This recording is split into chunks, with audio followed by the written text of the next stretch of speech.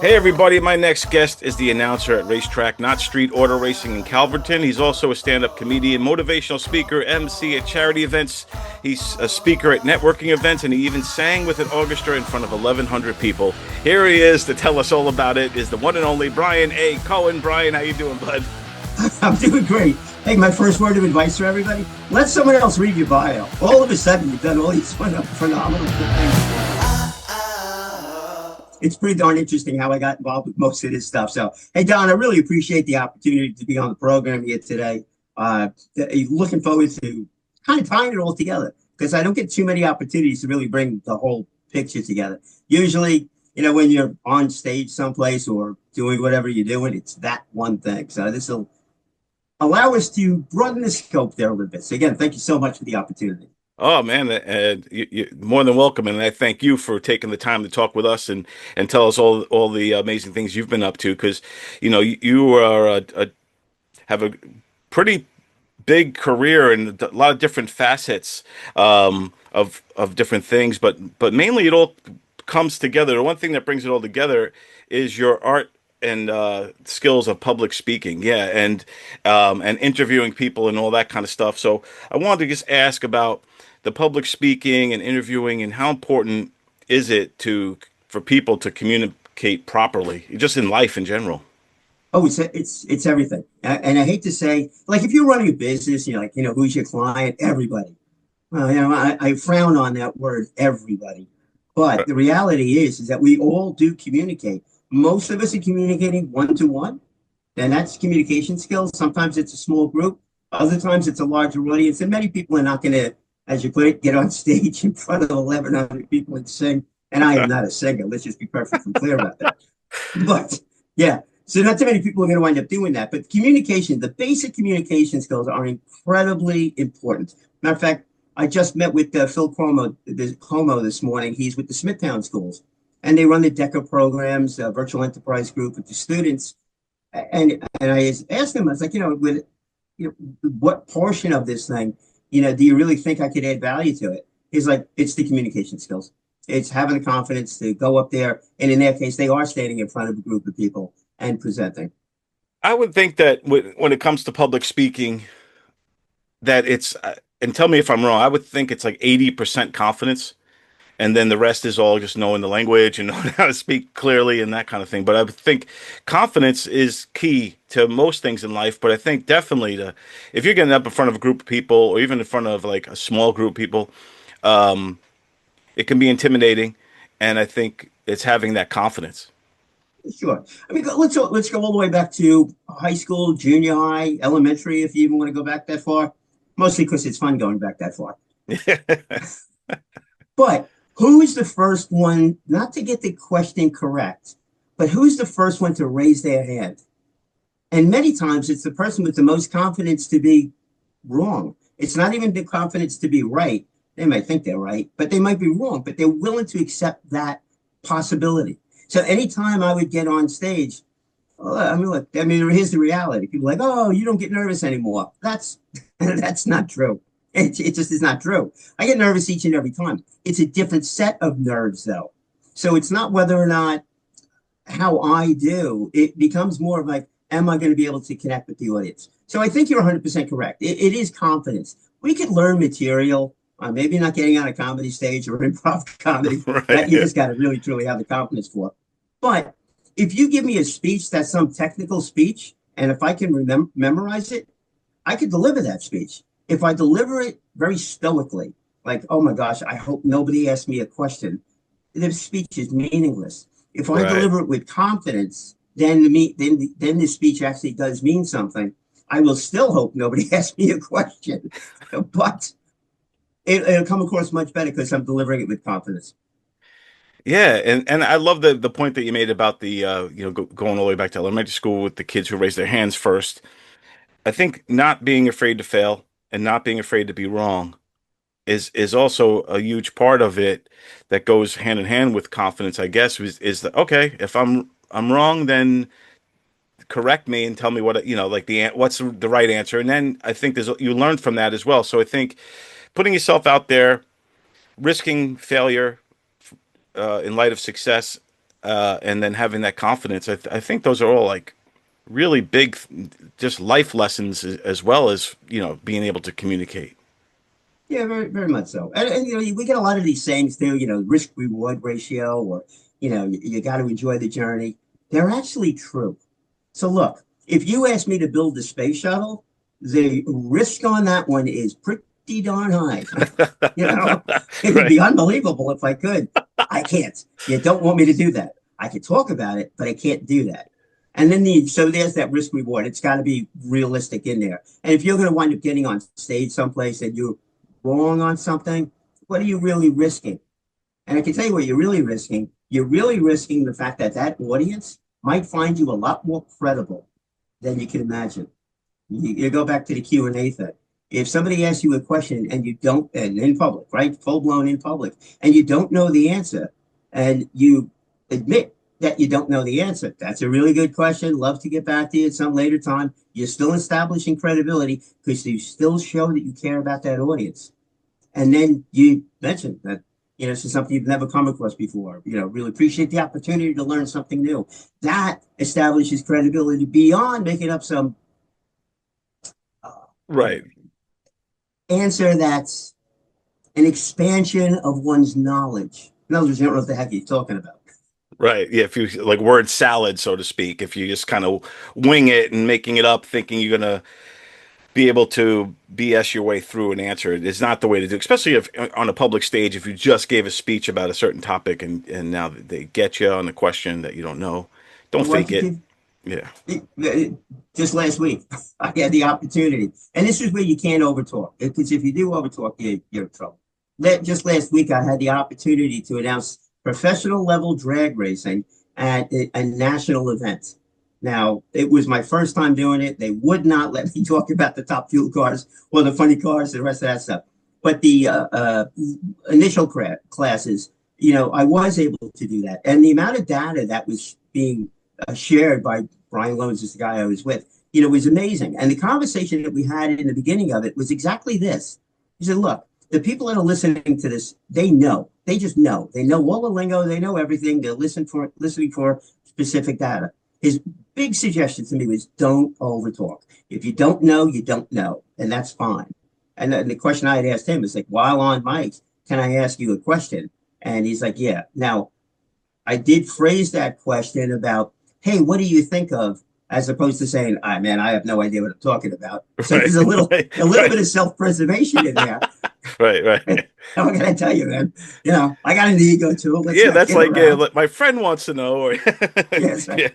I just got a message in through my earpiece that says, it's a good question. I'm glad you asked that question. Let me look into it further. No, but Right. I'd Right. ask him, what has been his experience with different classes of cars and the strategy that they're implementing. And I really had no idea what the strategy was that some of these folks were doing. But Right. but that's the point. You have to remain credible. So if you don't know, you don't know. So don't overtalk. Be you. And it sounds easy. It's not.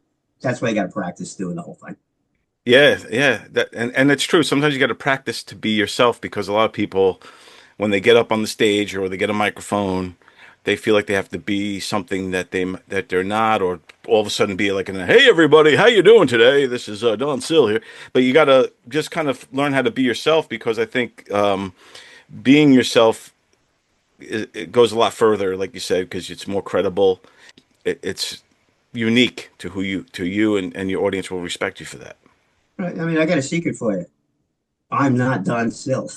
so, so for me to get on stage and be you, whether it's a regular speech or comedy or whatever, I can't be you, no Right. matter how much I try. I just can't do it. I am me, and that's what it is.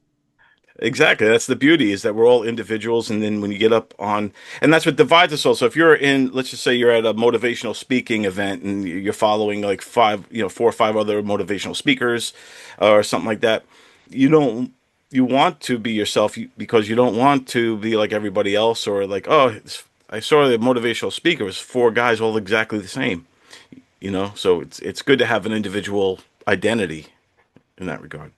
Yeah, I got a story for that one too. It's amazing. you know, It's after a while, there's something that goes along with having gray hair. You're going to a multitude of stories along the way. Yes, But indeed. putting yourself out there and trying something new and different really comes up with those stories about, hey, I don't know what the heck I was thinking, but darn it, I did. So there's this motivational speaker guy, which I don't want to mention that, names on that one, but the one that kind of runs back and forth across the stage and every time it makes a point, claps the hands, woo, Right. that kind of thing. Right. Yeah. So I was asked by one of our universities on Long Island to give a presentation to a class, and the class was Stephen Covey's, you mentioned that name, 7 Habits of Success. And I was asked to present on one of them.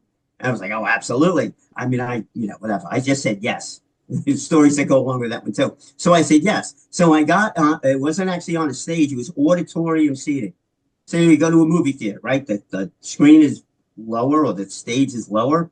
And that's what it was. So all the students were up in the auditorium side of it. And I was down below and had the whole stage to myself. Must have been 50 feet across. And I'm like, man, I just got done watching those tapes. I'm going to use every inch of this stage because I'm a motivational speaker. And that's what motivational speakers do. Well, I have no idea what the students thought about the whole thing. The only eye contact I made was really with the edge of the stage. I didn't want to go falling off the darn thing. And I was like, I was just not me. I won't do that again. I will move around on the stage. Don't get me wrong, but I'm not running back and forth over the whole thing. That's not me. I proved it to myself at that time. Hopefully, the students took away something from that presentation. But don't be anybody else but you. You just got to but you got to further develop that you. Exactly.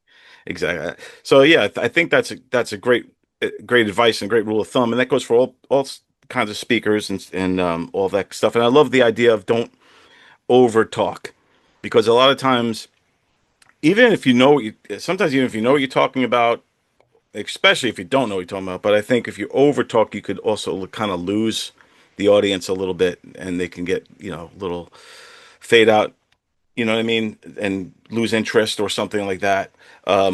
What's the best way to keep an audience engaged in what you're saying while on public speaking?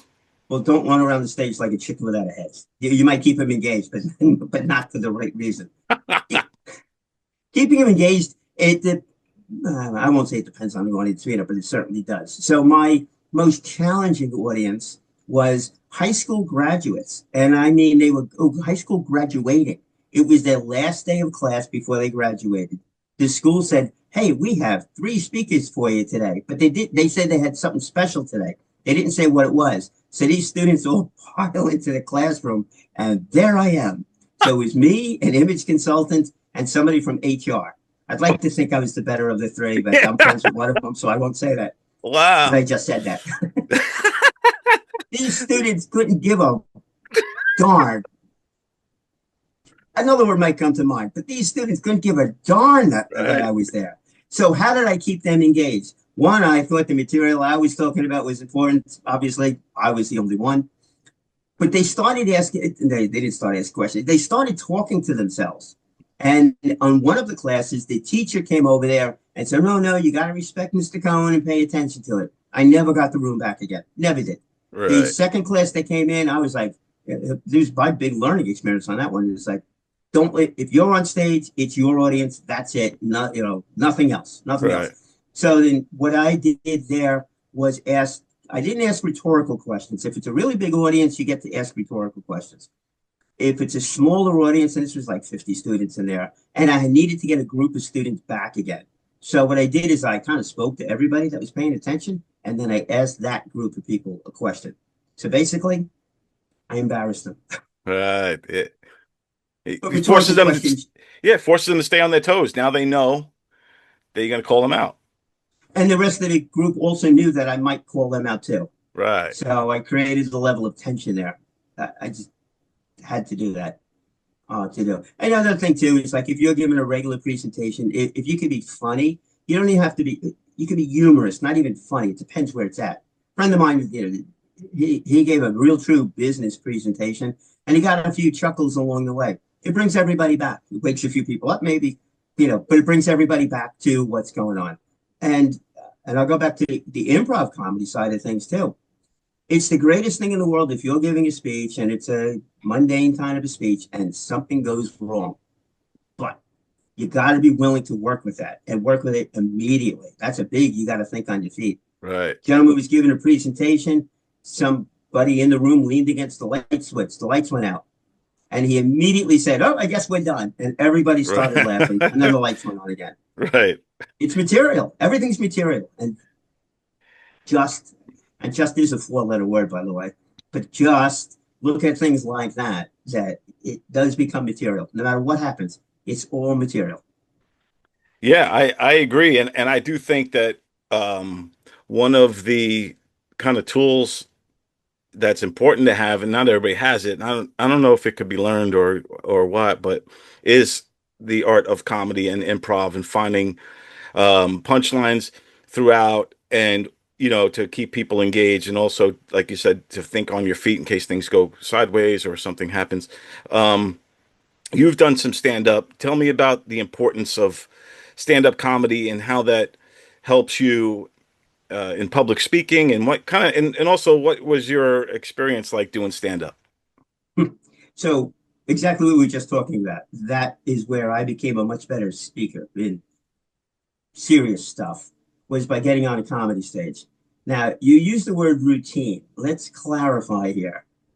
Routine. Routine would mean that you go to you get on stage and you have your 8 or 10 minute set and you're all set to go and you repeat that set time after time. And, it's good. You refine your material, you get laughs. Life is good. So here's my problem with that. I never really stuck to the routine. I knew the thing I wanted to talk about, but not good. And I give you another one here for friends' advice. Be careful when you get friends' advice. So the first time I went to go do a real event, and it was a fundraiser, so there was no hecklers involved here. Right, The right. first time, so I'm in the car driving down. I give her a call. Say, hey, yeah, I'm getting ready to go over there. And this is the things I'm going to use to talk about. She said, no, no. Well, why don't you try this? And I'm thinking, hey, that's a good idea. Man, that is not a good idea. Because then I was like, so my routine got a little cloudy on the other thing. And then, and this was a killer too. So I get called up onto the stage. The gentleman that called me up on the stage, the MC for the night, happens to be about 6'2". Now you may not know this, but I'm closer to 5'2", not 6'2". And nobody told me how to lower the microphone. Oh, That's fun. oh, it was good. So I'm looking up at the mic and I was like, what do I do? Oh, it's like, what do I do? So I was like, so I jumped up, hi, my, I got laughs. The rest of the routine went flying out the door. I had like no idea. And I brought a book with me that I was going to refer to about the first time some major public speaker got on stage and all. Left it all over there. Had no notes, no nothing. I knew the topics I was going to cover, and they just kind of just kind of went for it. But the thing is, you can't just do that. You can't just do that because when I got on stage, and anytime I get on stage, the first thing to forget is you. It's Right, you. It's not you. It's not about you. It's about the audience. Can you connect with the audience? Now, the two right. gentlemen that were sitting in the front row with arms crossed, I don't think I connected with them. But there was a young lady up on the left-hand side. She thought I was funny. And as far as I was concerned, there was one person in that room. It was her. Well, one of the things with comics, what they do is they call it read the room. So you kind of you gauge the room. Like if there's an MC going on and he's feeling out the crowd, you kind of see, okay, this is gonna be this crowd likes dirty jokes, or okay, this crowd's really does not like dirty jokes, or this crowd is all women and they're on the bachelor party or whatever, bachelorette party. So you kind of feel the room out and you read the room and like and then you know how to adjust your set or your routine or what have you or if you're gonna fly improv style and go off you kind of know what where the targets are, right? So how important is reading the room um, to just being a speaker, a public speaker as well? Is it the same type of thing, or with public speaking, is it different? No, it is the same thing. And that first time I got on stage, I didn't. Well, I guess I read the room. That one woman that I was talking to, nobody else. But the rest of it, and again, I just want to be clear too. It's like I don't Here's the joke. I don't curse when I'm on the stage, only when I'm home. Boom, boom, boom. Uh, so it That's was a good. fundraiser. It wasn't there. But reading the room and understanding who the room is, again, it's all about the audience. And this holds true in any presentation anywhere. I've spoken at various high school events. You got to relate to those students. If you don't relate to those students, you're lost. I could stand up there and say, oh, how brilliant I am, and give them all kinds of advice. But if they don't believe me, if they don't see them as me and me as them, and yeah, we go back to that, I got the gray hair, they don't, it's different. So I spoke at one of the high schools, full auditorium too. So it was really cool. And I started with, I used to play Frisbee. Yeah, I know it's called this now, but whatever. I took a little bit of liberty on the whole thing. But I explained to them what my nickname was back in high school, what I did back in high school. Wasn't exactly the greatest student, but I didn't go for those, rags to riches stories either. But Right. I related to them. And so, yeah, reading the room is without a doubt everything. Even on comedy stage, this was a good one, non-repeatable, by the way, is that the it was a fundraiser for a Grateful Greyhounds. It was a dog outfit, rescue dog outfit. Oh, cool. Turns out my wife didn't attend, but my girlfriend from high school did. And half of the audience knew my wife, or at least knew of my wife. Right. So instead of going into the routine, and again, when did I decide this? I get up on stage, I look around the room, and I got started. I was like, you know what? I told my wife I was going to give her a call when I got done. So let's call her now. My girlfriend is here. And then I hesitated. From high school, they all kind of well, at least half the room laughed because they knew that, knowing the audience knew me, knew of my wife. That half of the audience laughed. And then, once you win the room, you win the room. And everybody else laughed. They didn't know why they were laughing. They were just laughing. And then I wound up calling my wife. We interrupted each other for about 10 minutes. It was probably the least amount I've ever said on stage with the most amount of laughs. Yeah. See, something that goes back to being yourself, and there you have it. It doesn't get more yourself than that. You're calling your wife to tell her that your ex-girlfriend is in the audience, and everyone's watching this in real time. It's just great stuff. It's Yeah. And she thought I was calling her after I got done, not during. We had a little conversation when I got home. That's beside the point. Don't Yeah. ever do that again. It's all about the audience. Exactly. It's all about the. But point is that yes. So a lot of speakers on the speaking side of things. I don't know if you can really do this in comedy as much, but if on the speaking side of things, whenever I go to a school, a high school, or if I'm at some other event, a business event, and I know I'm speaking, I wander around the room in the beginning, introduce myself, not so much as, hey, my name is Brian, I'm going to be on, I'm going to be the guy with the microphone, but I want to know who they are because I want to know who the audience is. If Right. I'm speaking at a business event and it's only or primarily small business owners or solo entrepreneurs, I'm not talking about HR issues. That doesn't mean anything. I'm not talking about how to grow your company to that second level. I'm talking about how to get your company moving from point A to point B and playing jack of all trades, and how important it is for the brand is most of those conversations, but how the brand is them. But if it's a company that you're working for, then the brand is the company, not necessarily you. You support that brand. You're not the brand. So you have to know who the audience is. Hey everybody, this episode is brought to you by Trends Jackers is where you can get streetwear for the bold. America's turning 250, and it's time to rock out with our forefathers. American-made, battle-ready style for true patriots. Whether you're marching in the parade, grilling in the backyard, or raising a toast to liberty, do it in the gear that screams freedom. Celebrate 250 years of USA in style. Wear your American pride loud.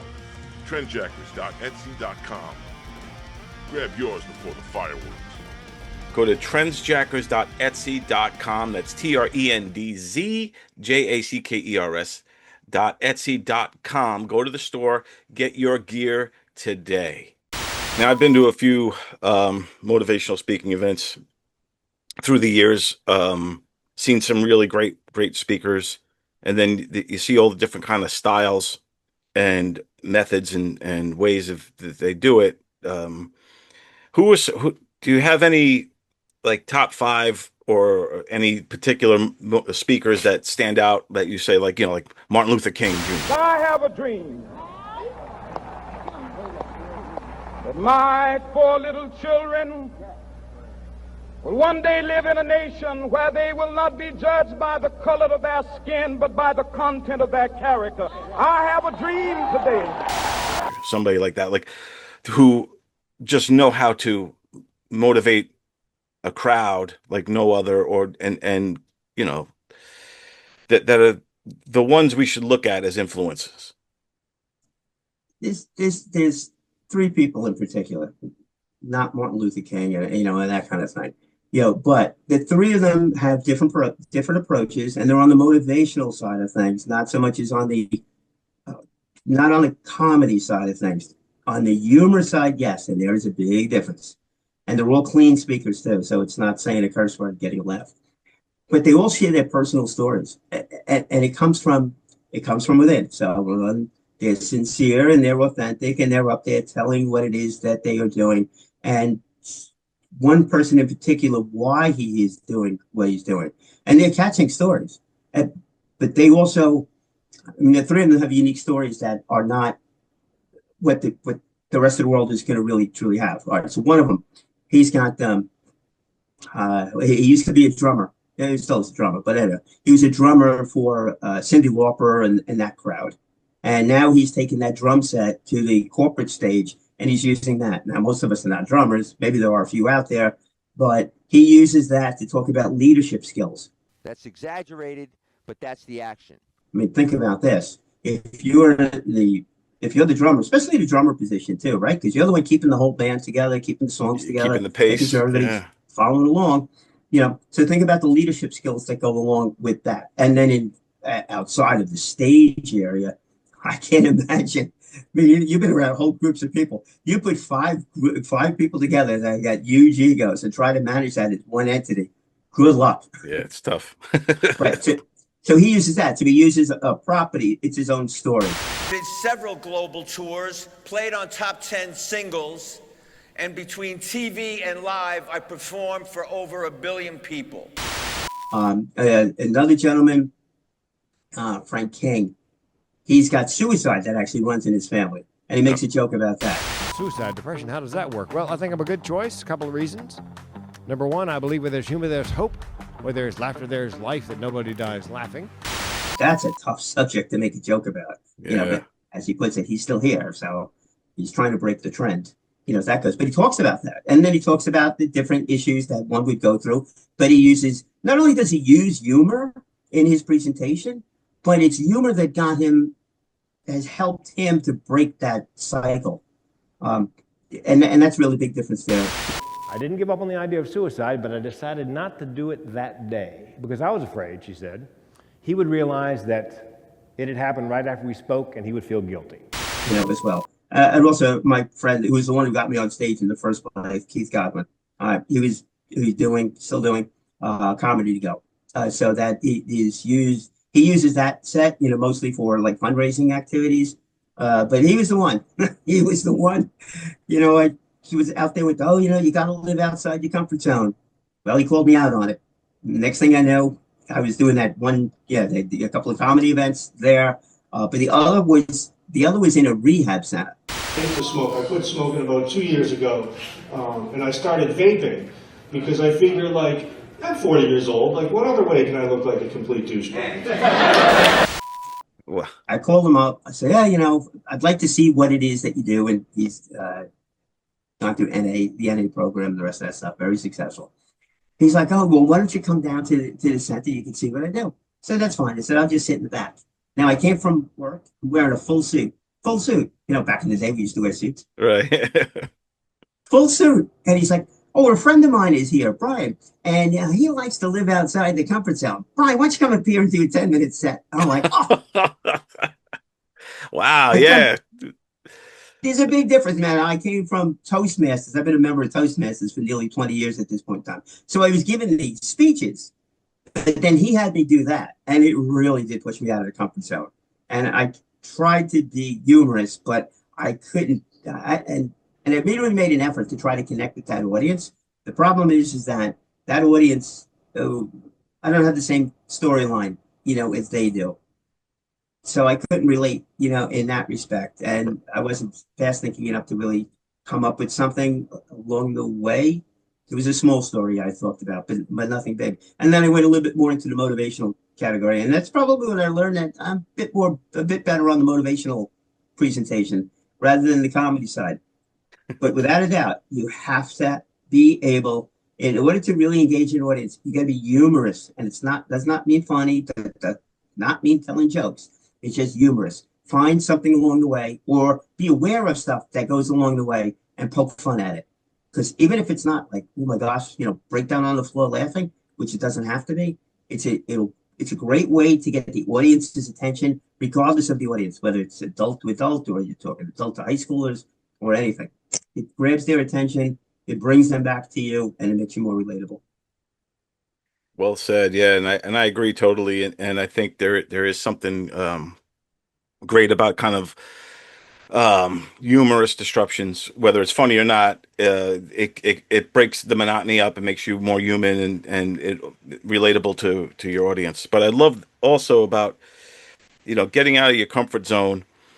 I think that's the key to growth and the key to success. And the it to me like we're talking about having the confidence to get up on stage and then also getting out of your comfort zone. I think these are things that apply to everything, man.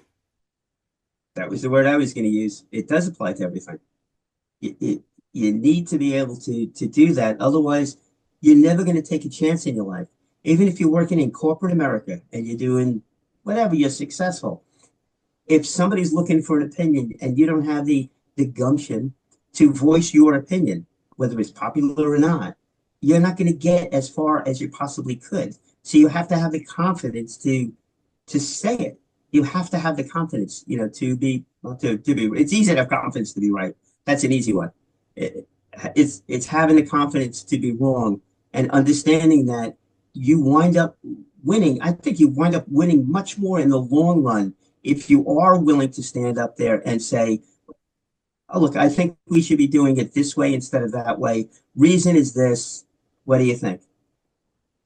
You're not telling anybody anything. You're just sharing your opinion. And if the answer is no, or maybe you don't know something that the other person does, it doesn't matter. That's not the point. The point is if you never have an opinion, if you never have the ability, the confidence to share your opinion, you'll go along to get along, and that's not me. Exactly. And I think that there's too many people that live that way.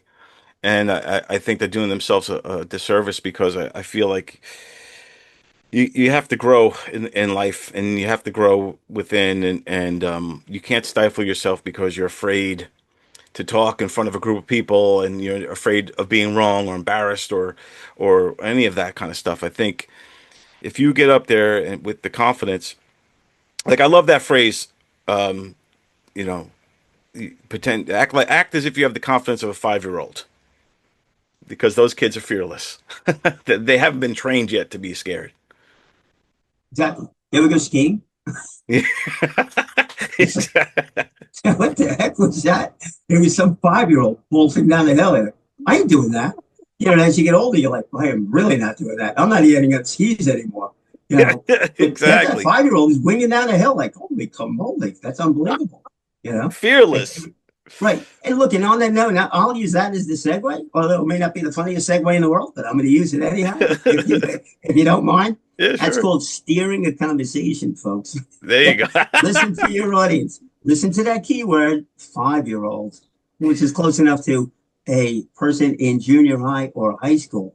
See, this is where, and this is where I really truly love, and a lot of stuff I do actually ties in with the whole idea, because I really think that our folks that are in high school and maybe junior high too, they don't really know, I venture to say, they don't know what they want to do, let alone they don't know what they don't know.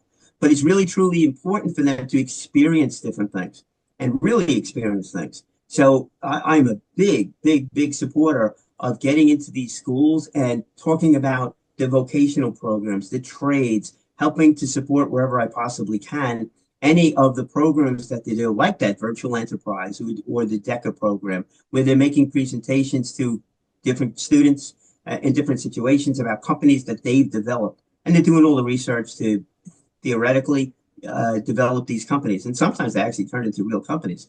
But also the different shop programs, whether it be, the photography club, the automotive world, which I'm really supportive of. Because Right. once you start doing these things, and once they start doing it, they're going to find out what they like. And I think much more important, they're going to find out what they don't like and what it's really like to work in some of these places and to follow those kinds of careers. So it's a big deal. And yes, let's go back to tying in that 5-year-old mentality, where you're willing to learn and willing to make mistakes. If we speak to students young enough, they're willing to make mistakes. They're not so worried about other things. And if it's in a school environment, which is all about learning, to be exposed to different industries and different procedures and different trades and different anything, that's the place to go and do it. It works out. It works out really well. Exactly. Yeah. I think that's important for kids to get steered into the right direction too. And I think there's a lot to it to go into, like when you mentioned, like DECA and kind of trade schools and things like that. I think it, it's been underutilized, so to speak, to go to those type of trade schools or to push kids to the trades. I feel like they've been conditioned to think that corporate America or whatever is the way to go. But I feel like the trades are need people, and there's an opening there. Very much so. That's an understatement, my friends. You know, I'd love to go into like grandiose detail on the whole thing, but here on Long Island, right, here's what's going on. And I graduated high school in '79. BOCES was a great program. Everything was good. And then it continued to, and not that the program itself faded, but the idea of going to a trade school. Well, no, no, no. You need to go to college. You got to get a college degree. Okay. And my son did go to college. He did get a college degree. He became a school psychologist. So no, so it's not a total knock on the schools, but he knew when he was in high school, he knew why he was going to college. Now there's the question. Do our students know, do our high school students know why they're going to school? And if you don't know why you're going to school, how in the world are you going to pick up the right school, for you to go to? And, Exactly. and, and this is why, if we can give the students in high school, which is a lot cheaper to learn in high school than it is to learn in college. Right. Yeah, exactly. But if we can give the students the opportunity to learn about different industries in a hands-on format, now they're going to know what they like and don't like. The greatest example I have, and I've been supportive of a motorsports park out east, and I've kind of run into different situations along the way. The Oceanside High School, it's on Long Island, and you listen to this thing anywhere across the country, that school is in your neighborhood as well. So those students have built a boat and 2 cars. Doesn't matter how many things they built, but they have done that. So now they're learning what goes into building a car, but they're learning what they like and don't like. Some of them might very well like getting their hands greasy. Others are more than happy to sit on a computer and figure out what size pipe needs to be made in order to cut and what length to cut to make the car work. It was like a rat rod they put together. It was a mixture of all kinds of things. Right. So there's a lot of things to learn that way.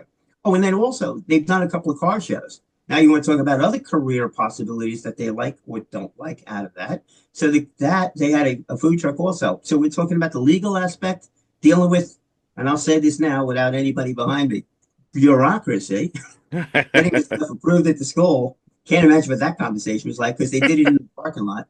But Right. we can call that legal aspect of things instead of bureaucracy. But it's still, it's there. Hospitality because of the food truck. Media and marketing because they had a lot of cars from outside the school, but in and around the community. And they had, I think the largest one, maybe 150 cars show up and say beautiful cars, that came down for this thing. So it's the media, the marketing, they handed out trophies, a whole bunch of different things. So they learned about the car, everything that would associate with that. They also learned about media, marketing, event planning, and a whole mess of other things along the way, including, dare I say, somebody had to announce the winner. Their little communication skills. There you Somebody go. had to touch that microphone. That is such a great example, and a great job, Oceanside High School, for doing that, and a lot of other schools, and I know BOCES and things do similar stuff like that. Because when um when people hear car mechanic, there's a stereotype to that, but I don't think they realize, and some kind of grease monkey type of guy, bandana on, gruff and whatever. I don't think they realize, like, when's the last time they looked under the hood of their car? These people who might be stereotyping the car mechanic. To me, it's very complicated, very complex. It's a skill and it's a learned trade. And I think that those types of jobs need to get more respect from the culture.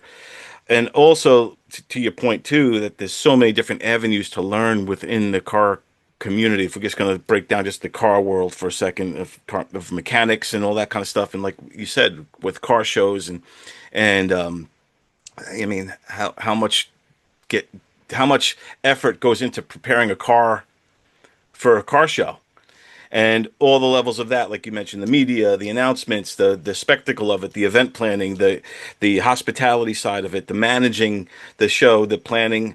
There's so many skill sets that can get into this one event that it's a lot of meat on the bone.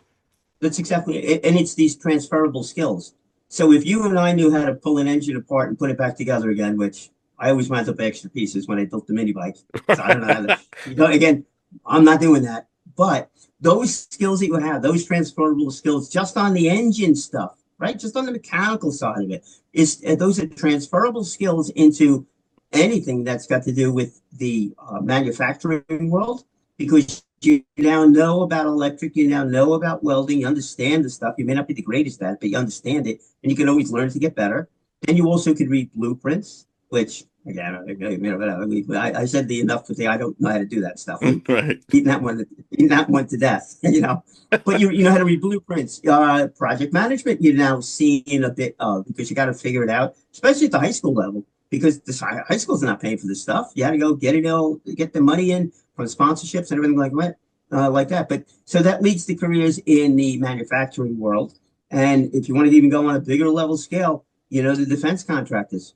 We have on Long Island, we have over 200, it's approximately 250 defense contractors here on Long Island. They're all looking for people. And we're talking about careers here, not jobs. And I have spoken directly to them about that high school student. If you were introduced to that high school student that was good at what they were doing, you got to be good. It's got to be talented and not just interest. But they were good at what they were doing. They met the entry level job description that this one company in particular posted. Would you be interested in speaking to that student? His answer was yes.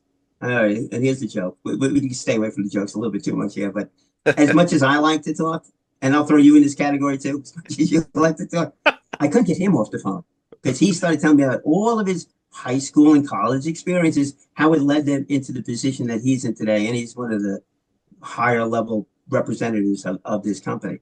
And those are careers. It's not just jobs. Right. So, it's tons. And look, if you like cars, you don't even have to be the one working on the cars at a dealership. Somebody's got to actually run the dealership and be the person at the front desk over there that understands, I got an interesting sound coming out of my car. Like, oh, that's what it might be, and can send it through. Exactly. Tons of careers here involved in the whole thing for both men and women, by the way. Right on. And it's really fascinating when you think about it in terms of that, like how many different careers could spawn out of this one particular genre of, of jobs, opportunities that are out there. And that takes us into you as an announcer and being part of the Long Island motorsports scene out here, doing a lot with Calverton, the racetrack. It's racetrack, not street. Tell me a little bit about what they're doing over there in Calverton and how important it is and how it benefits the community to have this strip. It's massively important. And let me tell you that living outside the comfort zone has been something I've continued to do over the past 6 years since I got involved with this thing. And one other comic or humorist, I should say, that I would mention, because it's really important, Steve Rizzo. I met him years and years ago. Shout out Steve Rizzo, yeah. We had a problem. He was making people laugh, but he didn't know when to stop. He was getting in trouble. He always thought he was on stage the whole time. One time he came home from school. I said, "Hey, how was school?" He said, good crowd, good crowd." Yeah, Steve Rizzo. So Steve does corporate work now. But Steve's big thing about being a human being, about enjoying the journey. And that is so true. Because this last 6 years or so, that I've gotten involved with with the announcing and this talking about the auto racing. We were pretty clear here, right? I shouldn't be the guy working on the car. You know, I've talked about them. I can't build them. But it just got started. And it all got started about living outside that comfort zone. I was asked to do a panel discussion for one of our local radio stations. I said yes. Then I asked them what they wanted me to talk about. Say yes, then ask, right? They didn't care. So, oh my gosh, this is fantastic. So I included 3 local areas by us. It was an airport, a new apartment complex that was coming up, and then the idea of a drag strip. Well, that idea of a drag strip came to be a year later. Then and this is another one of these things, just say yes and then ask.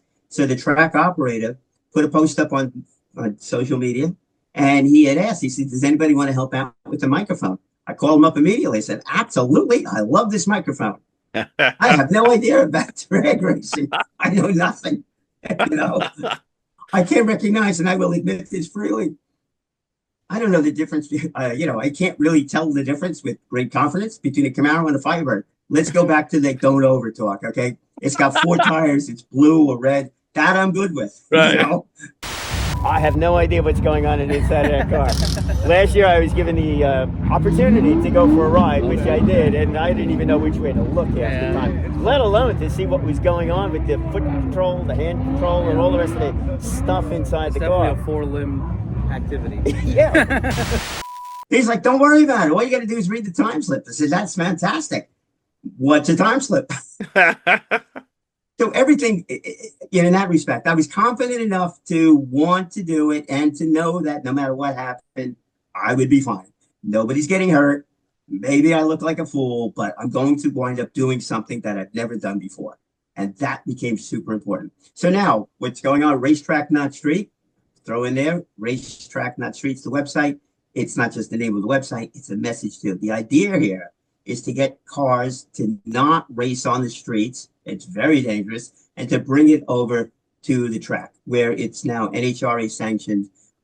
We've got the fire truck, we got the ambulance, we got all the safety equipment to make it as safe as humanly possible. So it's an 1/8 of a mile track. It's got traction compound. We do have to deal with the speed limit. It's 125 miles an hour. I'll save the joke on that one. 125 miles an hour. And the cars all have to have mufflers, which means that you, my friend, and I could line up. We could take the tree together, and then we could go ripping down that track, and maybe you'll go faster than I did. I only got to 56 miles an hour. I could barely get a speeding ticket. I probably wouldn't have gotten over for that one. But it's just terrific. It's opened up all kinds of doors. We run during the summer to August to November. And if you're on Long Island, you want to come out there, go to the website, take a look. If you're not on Long Island, go to a website called Get in the Stands. And that website has got all the local tracks, or most of the local tracks, around the nation. You just got to go and see what it is, but have that improv mind with it. It's like, okay, you give me a scenario. What could I do with the scenario? So if I see a car, what does that mean? What are the surrounding career aspects of that car? Especially if you look at all the stickers and sponsors, there's a lot going on. I think it's great what you guys are doing over there, Racetrack, not street, for a number of reasons. I think it's good for the racing community to have another place to go to race legally. And I think it's good for, to get the kids off the streets. I think, all the way from James Dean to Fast and the Furious, we've seen it glorified kind of the street racing culture. How are the kids responding, and is it working? Are you getting the kids off the streets? Are they starting to gravitate towards Calverton? I mean, I'd love to tell you yes, but the answer is it's an alternative. So it's an alternative. And then, so we have the drag racing, which is straight line. We'll throw categories of ages in over here. And there are exceptions across the board.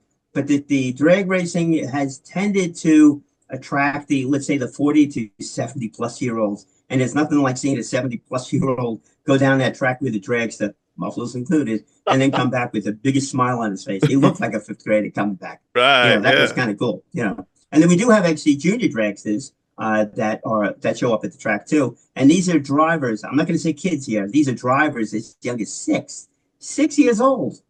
And they're dragsters, let's say they're about 1/3 of the size of a full dragster, and they go somewhere, depending upon their level of experience, between 40 and 80 miles an hour. We also do go-kart racing, and it's all on the runway over there. Go-kart racing, which that's too specific. I don't think that's going to truly have an impact of pulling people off the street. It does save them from a lot of travel because they don't have to travel upstate New York or Pennsylvania or Jersey. The other one, though, it definitely can have an impact, but again, with some caveats on there. So we have this drifting that takes place out there. You talk about fast and again, it's not Fast and the Furious, and it's not the street takeover stuff that you see either. It's none of that. What it is, though, is that you go out singly with one car or two cars and sometimes multiple cars on the track. And what you're doing is you're following a path on the track.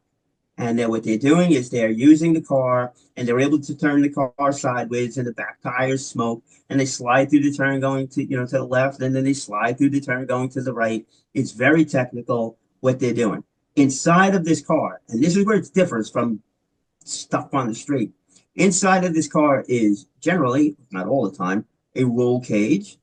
You watch some of those other videos, you don't see roll cages on that one. Right, yeah. The men and women that are driving the car, and you can passenger too, they're wearing harnesses, not seat belts. And some of them videos, not even wearing that. They're not just going around in a circle doing donuts. They're actually following a path, and they're going with somebody. And the intention is not to hit that other person. It's to get as close to that other person as you possibly can without touching. So it's very technical, and you also have fire extinguishers in the car and a multitude of braking systems. I did an interview with somebody on that one. He started explaining it. It was like, I had no idea how much stuff, was in there. But there is a big difference. So it's much safer.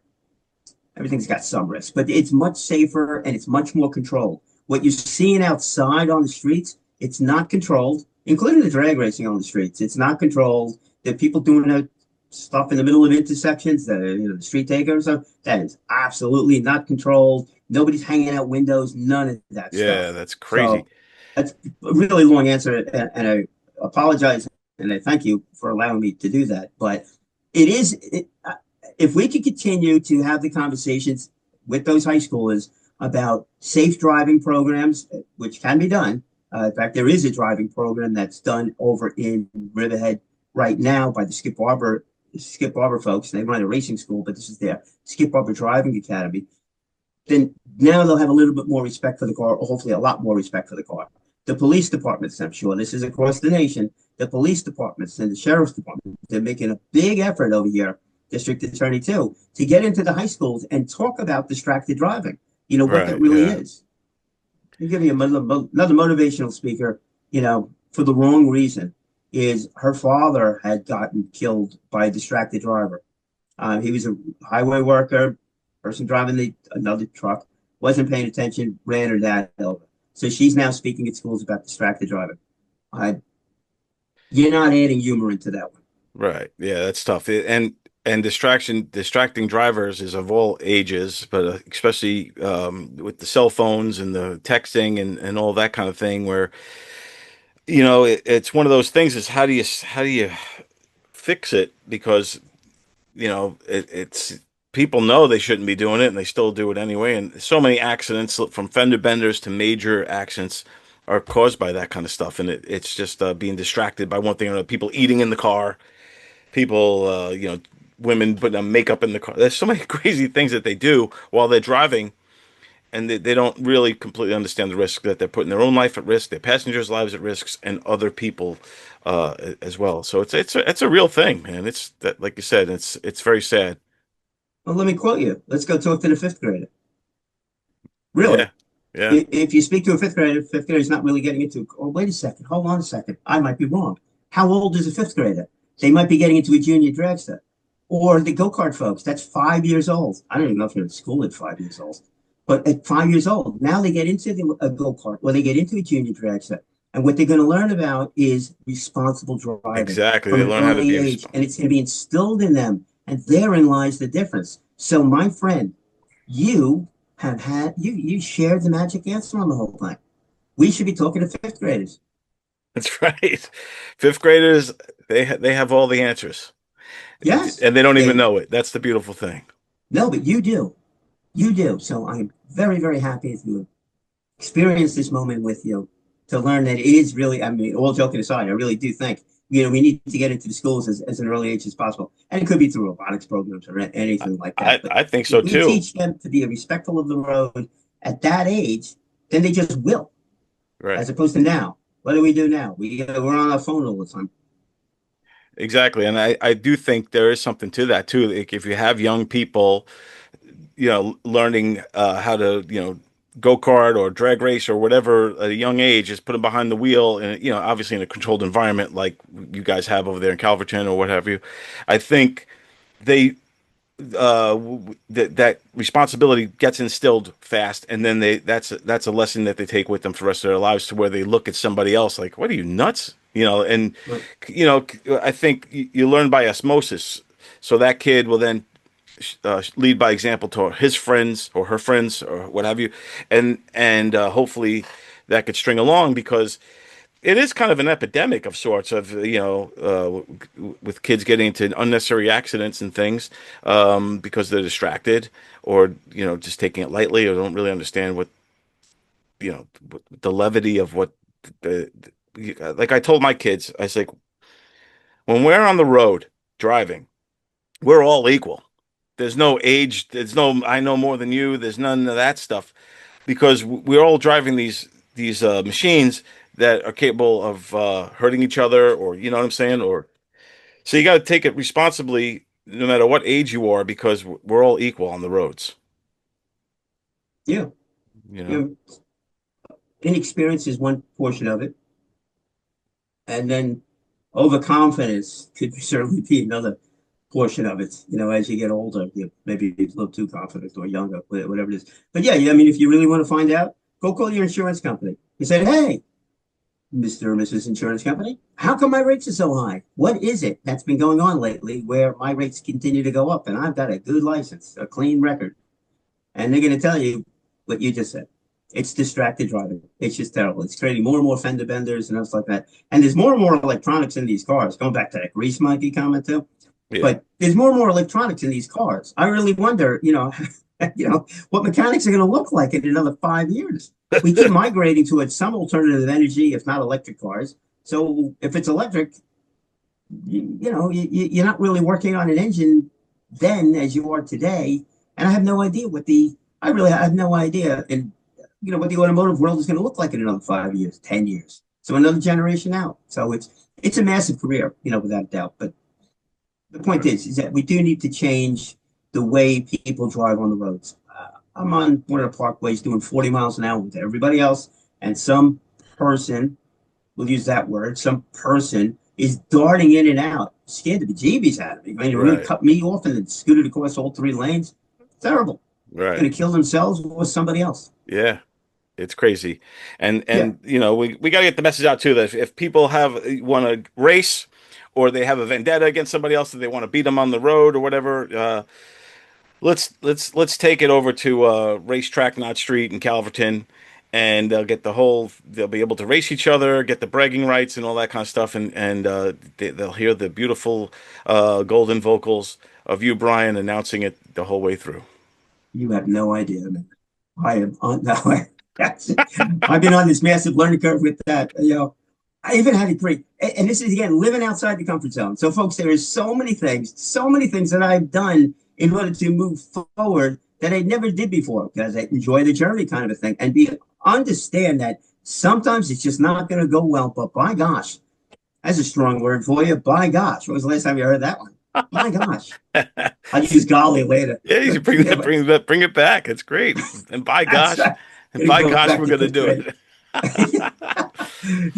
But it's opened so many doors in the straight business world. We had 2 companies merged together, and I was at one of them, and I knew that the president of the company was not exactly sharing all the information that needed to be shared. So I raised my hand at the risk of losing the job.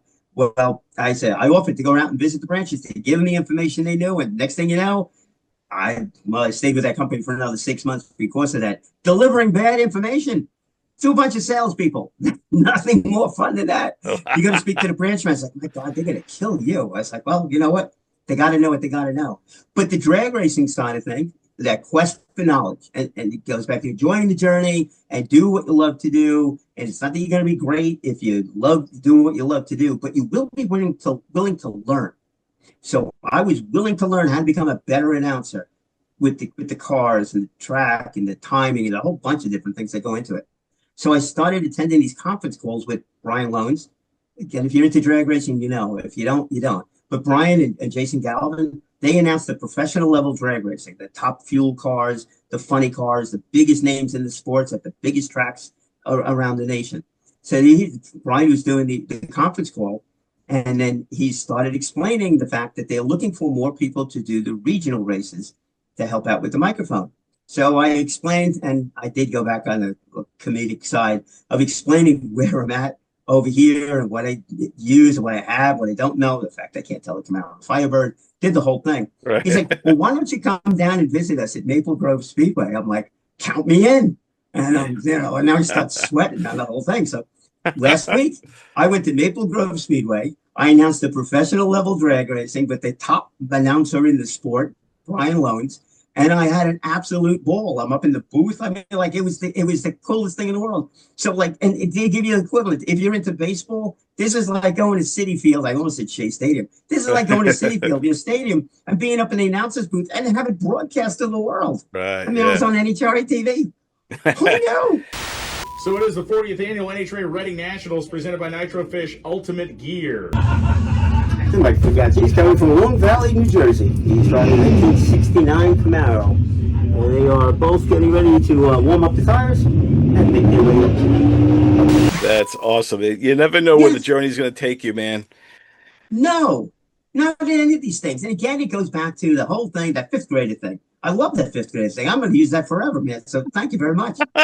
Fifth grader, be a fifth grader. Go out there and experience stuff. Don't worry about the outcome. Worry about the journey. Worry about what you're going to learn. Worry about, oh my gosh, man, I did something I never imagined I'd ever do. And I didn't even know most of this stuff existed on my side of it. And as a fifth grader, you don't even know what you don't know. You haven't experienced it. So if you keep that mentality and enjoy learning and get the confidence to do that, you have to have the confidence to do that. And how do you get confidence? And we could do hours on that one, but it's by taking little incremental steps in anything.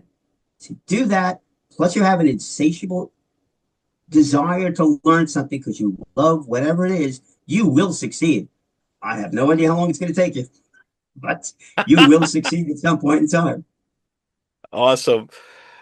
Brian, thank you so much. This was awesome. Very motivational too. And I learned a lot from this conversation. So I appreciate you taking the time.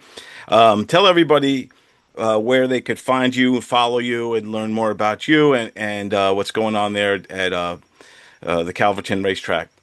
Yeah, so the two big websites is going to be Racetrack Not Street. That's all the information about the drag racing out there and the go-karts and the drifting. And I've been doing the PR work for them. I speak at a bunch of different places, legislative meetings, etc. My own website, this is a little egotistical, but it's iknowbrian.com. Love it, man. Yes. And by the way, I think behind me here someplace, I got my son's bicycle helmet when he was 5 years old. So that's awesome. I will keep that helmet. He's 32. I have kept it for quite a while already. But it's there. Yeah, and then if you Google me, Brian Cohen's a challenge. So it's Brian Cohen, DTM, Dog, Tom, and Mary. That has to do with the Toastmaster stuff. Right. That's Sean, thanks so much, man. It's an absolute pleasure. Yeah, really Brian. Is. Thank you so much. Hopefully I have you back on again soon. And I'm looking forward to working with you on other things in the future, man. This is good stuff. Yeah, the topic of how do you get confident is really a big deal. And that's a big thing. It really is a big thing. Excellent. That would be a great topic, I think. Yes, indeed. It's my show. It's your show. It's up to you. No, that'll be our next episode. Thanks. And I'm free next week. Well, we'll definitely get you back. I can't wait. You're a plethora of information. I think talking about building confidence is important too. So I would definitely love to get you back and go over that as well. But this has been fantastic. Brian Cohen, everybody check him out. iknowbrian.com, racetracknotstreet.com. And this was great. Thank you so much. Brian Cohen, everybody.